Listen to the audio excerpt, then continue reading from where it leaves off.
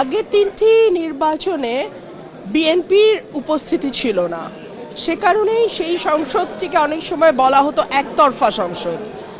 এই নির্বাচনে আওয়ামী লীগের উপস্থিতি নাই। সো সেই দিক থেকে দেখতে গেলে বাংলাদেশের মিনিমাম 30% মানুষের রিপ্রেজেন্টেশন নাই। সো আমি তো আসলে খুব বেশি পার্থক্য দেখতে পাচ্ছি না। বলতে পারেন এত বছর পরে 20 বছর পর আপনার দল বা সে বিএনপি ক্ষমতায় যাচ্ছে, এসেছে ক্ষমতায়, সেটাকে আপনি কি বলবেন? নিশ্চয়ই বিজয়ী দলকে আমি সবসময় অভিনন্দন জানাই, কিন্তু সেই সঙ্গে এটাও ভুলে গেলে চলবে না যে আমাদের 30% মানুষের কোনো রিপ্রেজেন্টেশন, মিনিমাম 30% মানুষের রিপ্রেজেন্টেশন এই সংসদে থাকবে না, সেটাও আমাদের মাথায় রেখেই সংসদটাতে বসতে হবে, চলতে হবে। সেই রিপ্রেজেন্টেশনটা ফিরে আনার উদ্যোগটা কিভাবে নেওয়া যেতে পারে? দেখুন, আমি এই মুহূর্তে তো দলের কার্যক্রম নিষিদ্ধ আওয়ামী লীগের, সো তাদেরটা কিভাবে ফিরিয়ে আনা যায় সেটা তো আর আমি এখন বলতে পারবো না। তাদের নির্বাচনে অংশ নেওয়ার সুযোগ যদি দেয়া হতো তাহলে দেখা যেত মানুষের ভোটেই যদি তাদের প্রত্যাখ্যানের ব্যাপার থাকতো, মানুষ তার ভোটের মাধ্যমে জবাব দিত। মানুষের ব্যালটের প্রতি আমাদের আস্থা এত কম কেন?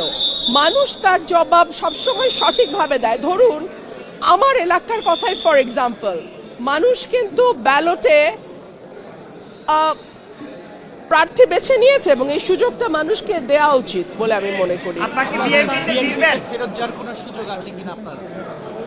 এখন পর্যন্ত না। নির্বাচনের পরে আমার সঙ্গে কোনো যোগাযোগ হয়নি। কারো যোগাযোগ করা হলে কি ফিরবেন?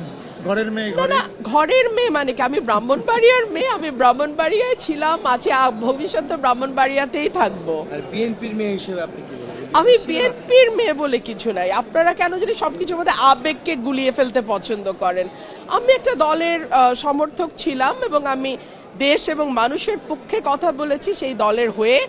তারপরে আমাদের মধ্যে মতের মিল হয়নি, আমি সরে গেছি। এখানে আসলে আবেগকে নিয়ে আসবার কিছু আছে বলে আমার মনে হয় না।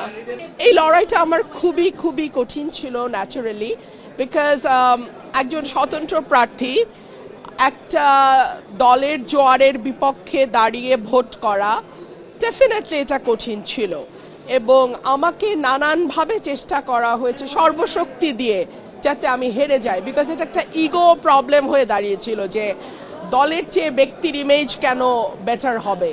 সো এক ধরনের ইগো ক্ল্যাশ তো ছিলই। সো এটা ডিফিকাল্ট।